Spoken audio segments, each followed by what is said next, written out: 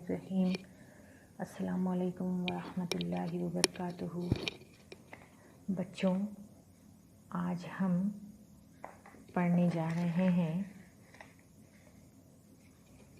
Newton's first law of motion, Newton का पहला कानूनी हरकत। सबसे पहले हमको देखना है व्हाट इज फोर्स, कुव्वत क्या है। For example, I am lifting up this object और I am pulling this object or I am pushing this object। ये जो जिस्म है उसको मैंने उठाया या किसी जिस्म को ढकेल दिया, पुश किया या पुल किया, मीन्स मैंने क्या किया, कुव्वत लगाई। I applied force। तो पुल करना, पुश करना, लिफ्ट करना, ढकेलना, उठाना या फिर खींचना मतलब कुव्वत लगाना। तो फिर कुव्वत क्या है? इट इज़ अ कॉज और एजेंट। कुव्वत क्या है? इट इज द कॉज और agent which change condition of motion or rest। ठीक है। For example, some object which is in moving condition, we can stop it। This is moving object, we can stop it by applying the force। Or resting object, when we push it, it set into motion। तो जब हम कुव्वत लगाते हैं, पुल करते हैं, push करते हैं, तो मतलब हम कुव्वत लगाते हैं। फोर्स इज पुश और पुल। कुव्वत क्या है? ढकेलना या खींचना, ये कुव्वत है। या इसको हम कहेंगे it is the cause which change condition of motion और रेस्ट। ठीक है। ये वो मकदार है जो क्या करती है, यह वो तभी मकदार है जो किसी भी जिस्म की हालत को तब्दील करती है। ठीक है। इसके आगे अब हम देखेंगे फोर्सेस ऑफ टू टाइप्स। कुव्वत दो किस्म की होती है। फर्स्ट वन बैलेंस्ड फोर्स, उसको उर्दू में कहा जाता है मुतवाज़न कुव्वत। ठीक है। दूसरी है अनबैलेंस्ड फोर्स, गैर मुतवाज़न कुव्वत। Newton's first law of motion, Newton का पहला कानूनी हरकत, ये समझने के लिए हमको बैलेंस्ड और अनबैलेंस्ड, मुतवाज़न और गैर मुतवाज़न कुव्वतें क्या होती हैं ये समझना ज़रूरी है। ठीक है। देखिए, कुछ आपको नुकात याद रखने हैं। पहले हम पढ़ेंगे balanced force. Object does not change its condition when balanced force is there, object does not change its condition। जब मुतवाज़न कुव्वत होती है या मुतवाज़न कुव्वत अमल करती है, कुव्वतें मुतवाज़न हो जाती हैं, बैलेंस्ड हो जाती हैं, तो जो जिस्म होता है उसकी हालत तब्दील नहीं होती। ऐसे कंडीशन में नेट फोर्स सिफर होती है या माहसिल कुव्वत जिसे कहा जाता है उर्दू में, वो ज़ीरो होती है। इसको हम समझेंगे एक मिसाल के ज़रिए। ठीक है। Suppose this is an object, a person A and person B are pushing this object in opposite direction with same force. ठीक है। दो अशख़ास हैं, एक है ए और दूसरा बी है। दोनों क्या कर रहे हैं? इस ऑब्जेक्ट को ढकेल रहे हैं। in opposite direction, मुखालिफ सिमत में. What is meant by this? A person pushes it in this direction while B pushes it in this direction. ये तीर का निशान दिख रहा है आपको. A किधर ढकेल रहा है? Towards B. B किधर ढकेल रहा है? Towards A. A B की तरफ पुश कर रहा और B A की तरफ पुश कर रहा. तो दोनों की सिमतें डायरेक्शन क्या हो गई? मुखालिफ या अपोजिट हो गई. विथ सेम फोर्स, फोर्स की क्वांटिटी, क़ुव्वत की मिक़दार कितनी है? मसावी है.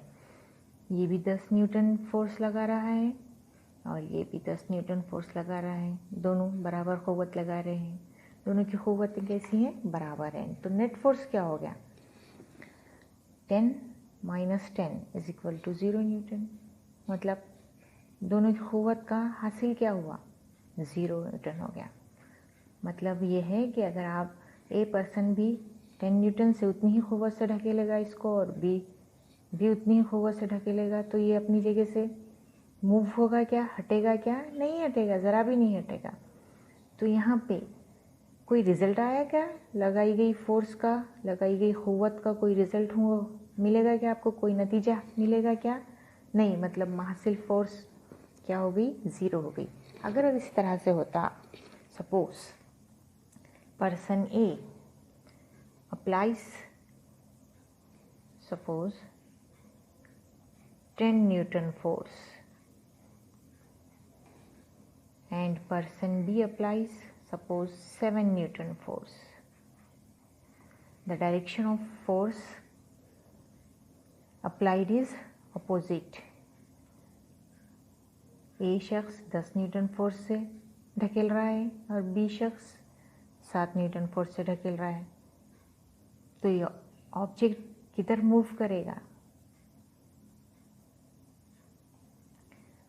किधर कौन ढकेल सकेगा इसको? ए. क्यों?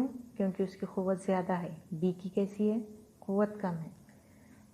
तो बी ए की तरफ ढकेल सकता है क्या इसको? नहीं. ए बी की तरफ ढकेलेगा. यानी यहाँ पे नेट फोर्स 0 नहीं है. देखिए यहाँ पे ए की है 10 न्यूटन और बी की है 7 न्यूटन. तो आपको रिज़ल्ट आएगा लगाई गई फोर्स का. कितना आएगा? 3 Newton.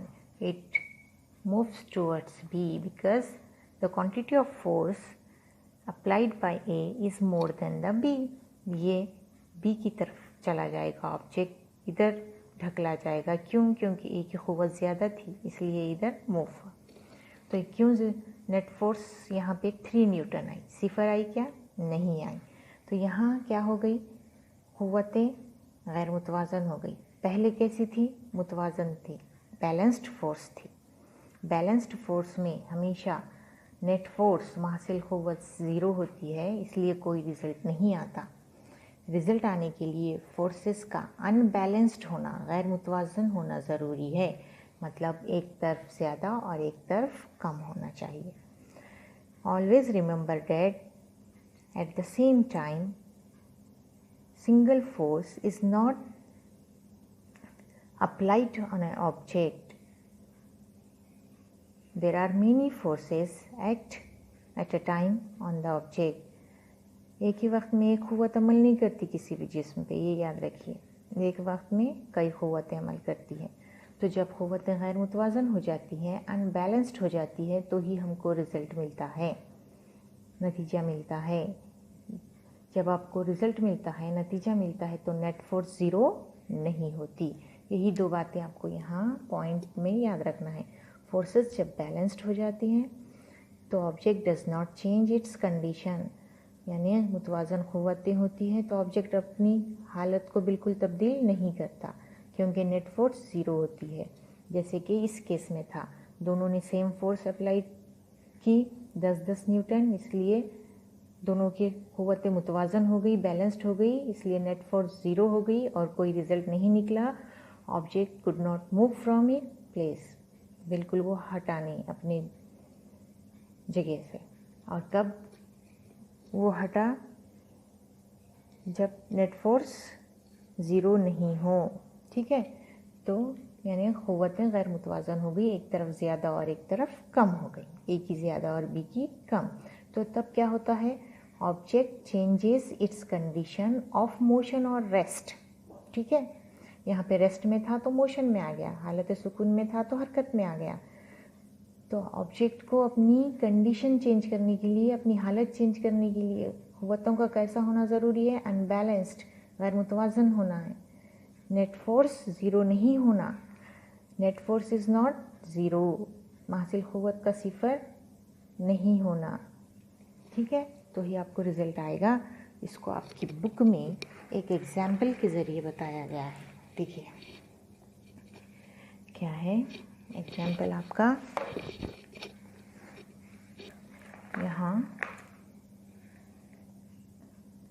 You must have played tug of war so long as the forces applied by both the sides are equal, that is balanced। आपने रस्साकशी, टग ऑफ वार यानी रस्साकशी का गेम देखा होगा। जितनी देर तक दोनों तरफ से, वहाँ पे दो टीमें होती हैं, टीम ए और टीम बी, दोनों में कितने प्लेयर्स होते हैं? Same number of players are there, दोनों तरफ भी 6 प्लेयर्स हैं। सब समझिए क्यों रखे हमने, क्यों वहाँ पे खिलाड़ियों की तादाद मसावी रखी जाती? To balance the force. ठीक है, तो दोनों तरफ भी खिलाड़ियों की तादाद मसावी होती है, तो दोनों अपनी अपनी जानिब रस्सी को खींचते हैं।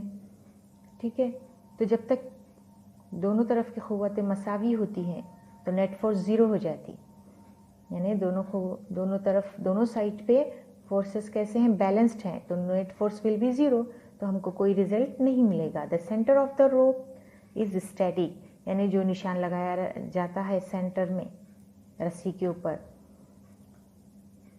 वो कैसा रहता है? हालत सुकून में रहता है, एट रेस्ट रहता है, in spite of the applied forces.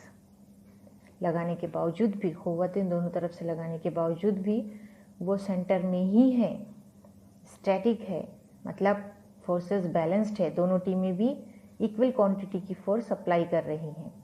On the other hand, when the applied forces become unequal, that is unbalanced, a net force gets applied to the direction of the greater force and the center of the rope shifts in that direction। अब उसके बाद क्या हुआ? थोड़ी देर के बाद एक team ने ज़्यादा फोर्स लगाई दूसरी टीम की बनिस्बत। ठीक है, तो जिसने ज़्यादा लगाई, सेंटर ऑफ द रोप किधर जाएगा? उसकी तरफ जाएगा।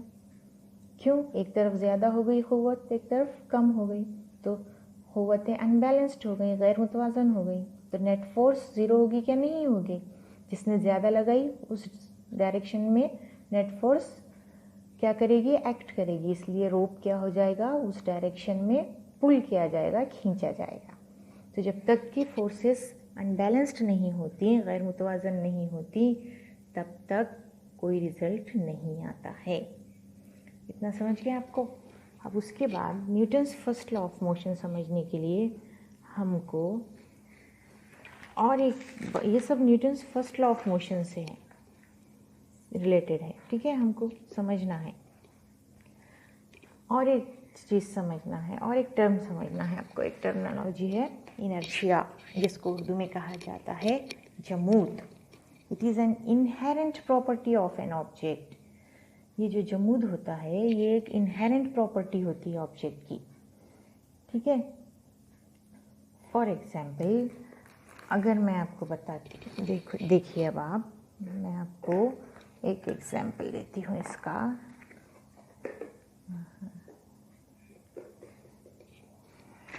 Okay, this is the glass. This ball is kept on this cardboard, and this cardboard is placed on the glass। Cardboard glass पे है और ग्लास इस कार्डबोर्ड के ऊपर एक बॉल है। When I push the cardboard means I applied the force। मैंने क्या किया? कार्डबोर्ड को क्या किया? पुश किया। यानी मैंने क्या किया, फोर्स अप्लाई की, ठीक है, मैंने क्या किया, फोर्स अप्लाई की, कार्डबोर्ड को पुश करना यानी फोर्स अप्लाई करना। सीरियस, देखा आपने? तो क्या हुआ, कार्डबोर्ड पे मैंने फोर्स लगाई, उस बॉल पे लगाई थी क्या? नहीं। छोटा जो बॉल है वो, उस पे लगाई थी क्या मैंने फोर्स? नहीं लगाई थी।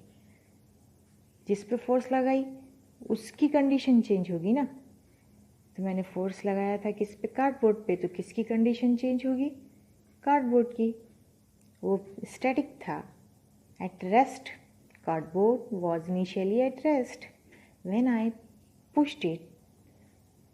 जब मैंने उसको पुश किया, इट सेट इनटू मोशन। वो किस में सेट हो गया? मोशन में चला गया।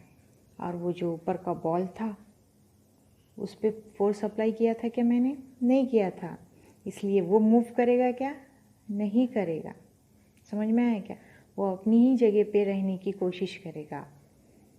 इसलिए वो कार्डबोर्ड के साथ, it did not fly of with the cardboard, वो कार्डबोर्ड के साथ नहीं उड़ेगा।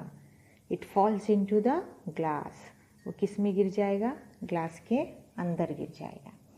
Due to inertia, this is the inherent property. वो अपनी खुद की खासियत होती भी है किसी भी ऑब्जेक्ट की। हम कई मिसालें लेकर देख सकते हैं, इसको समझ सकते हैं। तो इस एक्टिविटी में आपने देखा कि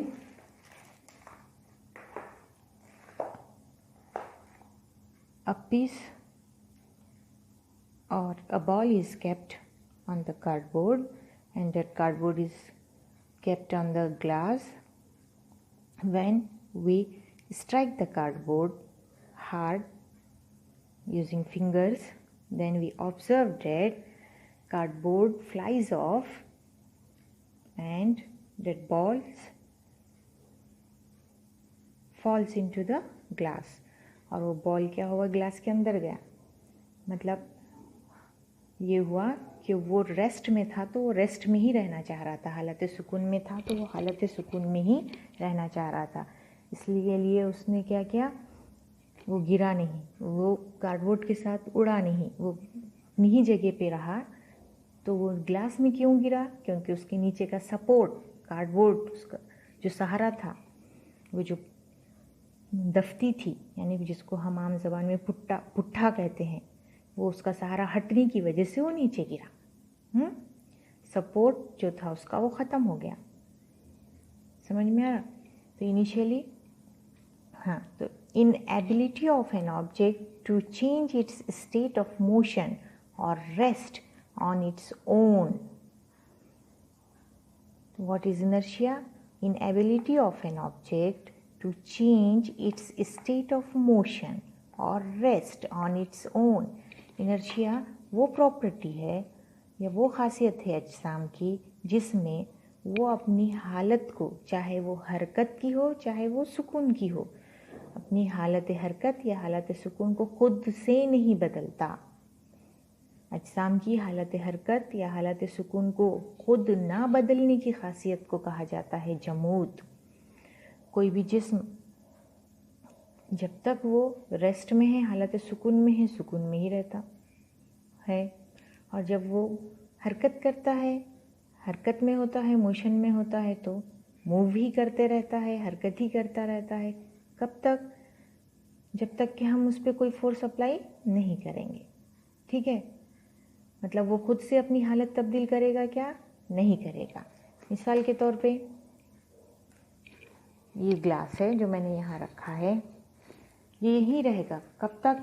जब तक कि मैं इसको उठाऊंगी नहीं।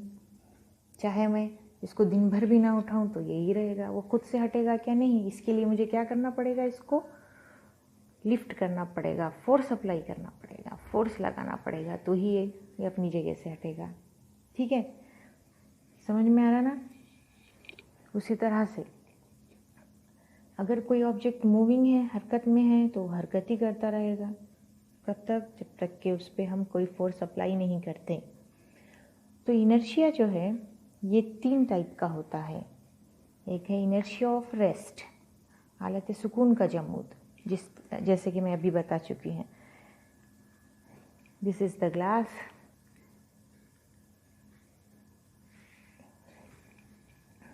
Okay, it will remain at rest unless I lift it up, और जब तक कि मैं इसको उठाऊंगी नहीं और इसको मूव नहीं करूंगी, इस पर फोर्स अप्लाई नहीं करूंगी, तब तक वो अपनी जगह पे ही रहेगा।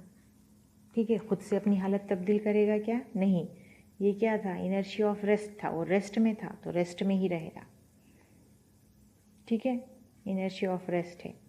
सपोज कोई ऑब्जेक्ट है, ठीक है, it is a moving object, ये मूव कर रहा है, ये ऑब्जेक्ट ये मूव कर रहा है। जब तक मैं इसको रोकूंगी नहीं तब तक वो रुकेगा नहीं। ठीक है, इसको जब तक मैं रोकूंगी नहीं तब तक वो रुकेगा नहीं। मैंने इसको क्या किया? रोक दिया, आई स्टॉप्ड इट, मतलब मैंने इस पर फोर्स अप्लाई किया। ठीक है, जब तक मैं फोर्स अप्लाई नहीं करूंगी तब तक ये रुकेगा नहीं। तो ये क्या है? Inertia of motion. इसको कहा जाता है हालत हरकत का जमूद। An object keeps moving unless an external unbalanced force is applied. जिस्म को हालत हरकत में, जब कोई जिस्म हालत हरकत में होता है तो वो हरकत ही करता रहता है जब तक कि उस पर कोई गैर मुतवाज़न बैरूनी क़ुव्वत अमल ना करे। देखिए, अगर आपको इस एग्जाम्पल से नहीं समझ में आया होगा ये, तो हम इसको अपनी बॉयज़ ऑलवेज राइड बाइक्स, है ना। बॉयज़ क्या करते हैं? गाड़ियाँ चलाते हैं ना, ख़ास तौर से टू व्हीलर का बहुत शौक़ होता है। जब तक वो गाड़ी स्टार्ट नहीं करते, इंजन को इग्नाइट नहीं करते, तब तक गाड़ी चलती है क्या? नहीं चलती है। यानी फोर्स लगाए बगैर, क़ुव्वत लगाए बगैर गाड़ी स्टार्ट होगी क्या? उनकी बाइक नहीं होगी। अब एक बार स्टार्ट हो गई, वो था इनर्शिया ऑफ रेस्ट। ठीक है, फिर स्टार्ट हो गई, they are moving with some speed, sometimes speed is more और less, they accelerate the bike. गाड़ी चलाते हैं रोड पे, वो रफ्तार बढ़ाते कम करते, ठीक है, ये करते रहते हैं। लेकिन गाड़ी रुकती है क्या? नहीं रुकती। कब रुकेगी वो? when he applies force। जब तक कि वो फोर्स नहीं लगाता तब तक के गाड़ी नहीं रुकेगी। मतलब he applies brake to stop the bike। वो क्या करता है? गाड़ी को, उसकी मोटरसाइकिल को रोकने के लिए ब्रेक लगाता है, यानी फोर्स अप्लाई करता है। तब तक वो रुकती नहीं है। मतलब गाड़ी हमेशा मूव करते रहेगी, वो हरकत करते रहेगी जब तक कि आप क़ुव्वत नहीं लगाते तब तक। तो ये था इनर्शिया ऑफ मोशन, हालत हरकत का जमूद। ठीक है, अब एक है हमारा इनर्शिया ऑफ डायरेक्शन, सिमती जमूद। जैसे कि हालत सुकून का जमूद होता है, हालत हरकत का जमूद होता है, वैसे ही सिमत का भी जमूद होता है। इनर्शिया में क्या होगा? इनर्शिया क्या है? एक इनहेरेंट प्रॉपर्टी, उसकी ज़ाती खुसूसियत है किसी भी ऑब्जेक्ट की। रेस्ट में है तो रेस्ट में ही रहेगा, मोशन में है तो मोशन में ही रहेगा, जब तक कि आप फोर्स अप्लाई नहीं करते। रेस्टिंग ऑब्जेक्ट को मूव कराने के लिए आपको फोर्स लगाना पड़ता है। अभी ग्लास के एग्जाम्पल से बताई थी मैं, ये रेस्टिंग ऑब्जेक्ट है, ठीक है, ये यहीं रहेगा, अपनी जगह कभी बदलेगा नहीं जब तक कि मैं हटाती नहीं, फोर्स नहीं लगाती। मूविंग ऑब्जेक्ट मूव ही करते रहेगा जब तक कि हम उस जैसे कि बाइक के एग्जाम्पल में, बाइक जो है वो चलती ही रहेगी जब तक कि आप ब्रेक नहीं लगाते, फोर्स नहीं लगाते। वैसे ही, ठीक है, इनर्शिया ऑफ डायरेक्शन भी होता है। An object does not change its direction unless you apply force. जब तक कि आप क़ुव्वत नहीं लगाते, वो अपनी डायरेक्शन चेंज नहीं करता। When you ride the bike, to turn the bike you apply force. जब आप बाइक चलाते हैं तो आपको अगर मुड़ना होता है तो आप क्या करते हैं? फोर्स लगाते हैं। ठीक है, इसको और हम अच्छे से समझते हैं। अगर आप बस में जा रहे हैं, सडनली इट टेक्स टर्न, आप आते होंगे ना स्कूल को बस में बैठ के, बच्चे आते हैं ना, तो आप देखते हैं कि अक्सर क्या करते हैं, जब आप बस जो है वो टर्न लेती है, अपनी डायरेक्शन को चेंज करती है, मतलब ऐसे मुड़ती है, टर्न लेती है, along with the bus you also change your direction। आप भी क्या करते हैं, जो भी बस में बैठते हैं वो भी चेंज होते हैं। इसको कैसा करते हैं आप अपनी जगह से, आप देखो अचानक आप बात कर रहे हो और बस मुड़ गई तो क्या होता, आप उस साइड में, अगर राइट साइड में उसने टर्न लिया तो आप राइट साइड को मूव करते, समझो राइट की तरफ वो मूव कर रही है, मुड़ रही है, तो आप भी इधर मुड़ जाते, आप फिसल जाते थोड़ा सा राइट की तरफ। अगर वो इधर मूव कर रही है लेफ्ट की तरफ, बाएं जानिब मुड़ रही है अगर बस, तो आप भी अपनी सीट पे बाएं जानिब मुड़ जाते। आपने गौर किया क्या कभी, मतलब कोई भी ऑब्जेक्ट अपनी डायरेक्शन चेंज नहीं करता कब तक, जब तक कि हम उस पर फोर्स अप्लाई नहीं करते। ठीक है, ये इनर्शिया ऑफ डायरेक्शन है। ये क्या है, सिमती जमूद है। अब इसी को न्यूटन ने क्या कहा है अपने फर्स्ट लॉ में, इस तरह से बताया है, an object continues to remain at rest or in a state of uniform motion along a straight line unless an external unbalanced force acts on it। कोई भी ऑब्जेक्ट अपनी कंडीशन को चेंज नहीं करेगा, वो रेस्ट में है तो रेस्ट में ही रहेगा, और अगर वो यूनिफॉर्म मोशन से स्ट्रेट लाइन में सीधे रास्ते पे एक साथ हरकत में है तो उसी रास्ते पर हरकत करेगा। देखो अभी मैं बता चुकी हूँ इनर्शिया ऑफ डायरेक्शन, मुड़ने के लिए भी फोर्स लगती, तो जब ऑब्जेक्ट मूव करेगा तो वो स्ट्रेट लाइन में ही ऐसे ही मूव करते रहेगा स्ट्रेट लाइन में। ये लफ्ज़ यहाँ दिया हुआ है, क्यों, क्योंकि वो सीधे रास्ते पे चलेगा, मुड़ेगा तो भी फोर्स लगेगी ना, तो ये स्ट्रेट लाइन में इनर्शिया ऑफ मोशन होता है, और जब वो टर्न करता है तो इनर्शिया ऑफ डायरेक्शन होता है, सिमती जमूद होता है। ठीक है, तो न्यूटन ने इस बात को कैसे कहा है कि अगर किसी जिस्म पर कोई बैरूनी गैर मुतवाज़न क़ुव्वत अमल ना करे, जब तक क्या आप बाइक पे फोर्स में ब्रेक नहीं लगा रहे, तब तक वो मूव करते रहेगी अपने रास्ते पे, सीधा चलते रहेगी। अगर आप मुड़ना चाह रहे तो भी आप फोर्स अप्लाई करेंगे, अगर आप रुकना चाह रहे तो भी आप फोर्स अप्लाई करेंगे। ठीक है,